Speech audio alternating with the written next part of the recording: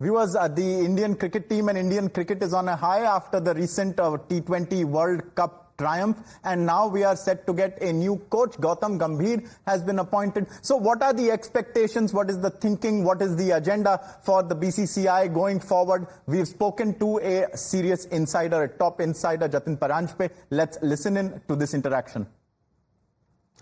And on to the second story on the show this evening. What's the road ahead for Team India after the T20 World Cup win?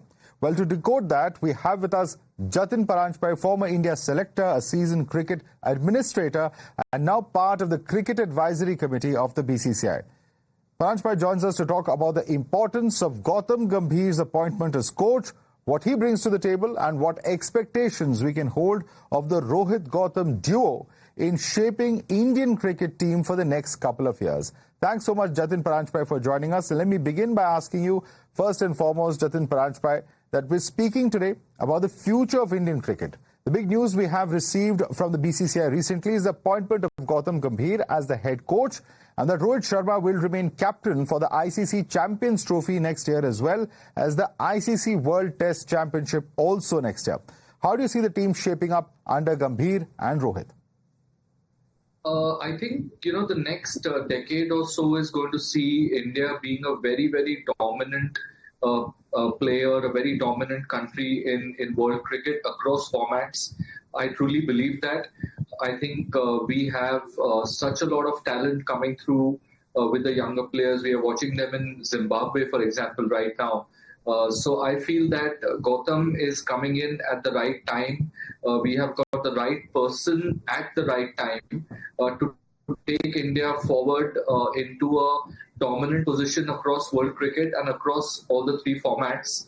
Rohit as well has led India brilliantly since he came over, since he became captain. And I think the next couple of years are extremely exciting from a WTC perspective, from a T20 perspective, and also for one-day cricket. So you will see the Indian team, rise to greater heights over the next few years. I honestly believe that. Right, and the euphoria for India's victory in the T20 World Cup is yet to die down. But India has not been very fortunate largely when it comes to winning ICC trophies. We've qualified for the ICC Test Championship final in 2023 and lost to Australia. And we've also lost the 50-over World Cup final to Australia. Will there be added pressure on Gambhir now to deliver the goods for the ICC tournaments coming up next year along with Rohit? No, I agree. There is always pressure when you are captain and coach of such a high-profile team like India. But let's not forget that we also beat Australia on our way to winning the T20 World Cup. So I think that will somewhere make the team feel a little less, anxious about playing Australia the next time around. They will be in a good frame of mind because they know that they've come through a very hard-fought game against Australia in just the recent past. So I think overall, what Rohit and Gautam will be keeping their fingers crossed on is the fitness of a few key players. So for the WTC final, obviously Shami becomes a very, very important cog in the wheel, along with the great Jasprit Bumrah. So I think they will be keeping their fingers crossed on the fitness, and hence they will plan the next few months leading up to the WTC. They'll plan that very, very carefully. Let's not forget we have a big test series coming up against Australia as well. It's more planning around how do you leverage your the human capital which you have at your at your command. Now, given that you're part of the Cricket Advisory Committee, tell us about what Gautam Gambhir brings to the table as coach, because he was a mentor with the Kolkata Knight Riders, but not a coach per se.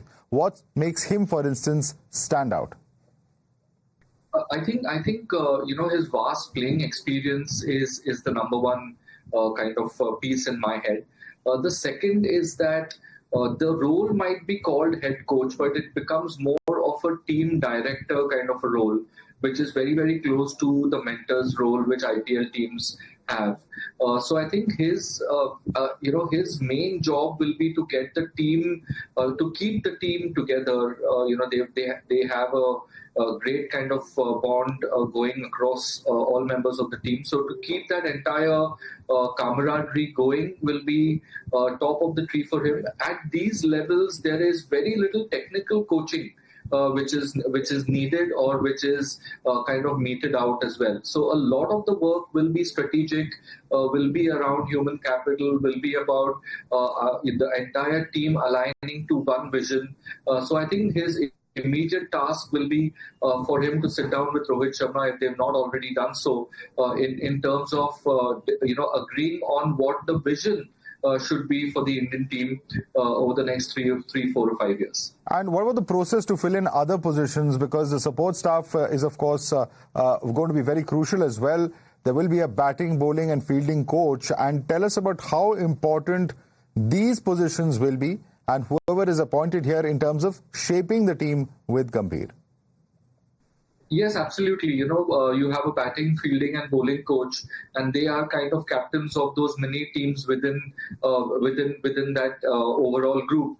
So there will be, the need for alignment on integrity, but on integration. But the most important thing, like I mentioned, is to have one very simple, bold, audacious vision for the Indian team, and then the sub parts of that entire cog start fitting in. So I think over the next week or so, you will see certain appointments being made or certain appointments continue as part of the team setup. In recent past, head coaches have always got their own teams along with them. But I don't really see that as such a mandatory thing. I feel that the current support staff has done well enough, and we might well see them continuing for a bit.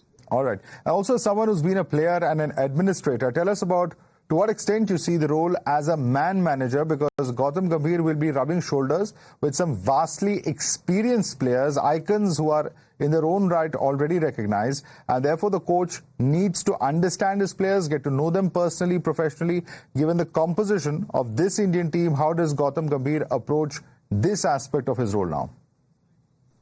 Yeah, I think, like you said, it's more about personality management. It's more about helping players also understand their games a little bit better, helping players understand their roles within the team better as well. But more importantly, to have that respect and confidence from the players that they are comfortable in their own skin, especially the younger players, in expressing their opinions. I know for a fact that this dressing room is a very democratic dressing room. So there's a free and fair exchange of views which happens within those four walls.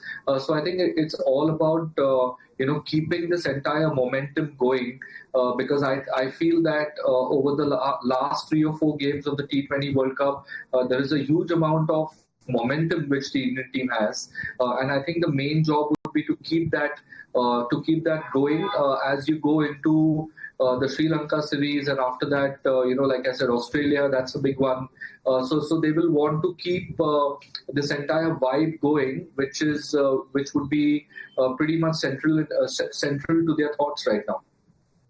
Also, take us through some of the upcoming challenges for the Indian cricket team, because we're heading to Sri Lanka for a limited over series, and then we host Bangladesh and New Zealand for tests, after which we head to Australia to play 5 tests. The last time an Indian team played a 5-test series in Australia was in 1991-92, and we beat Australia in Australia both in 2018-19 and in 2020-21.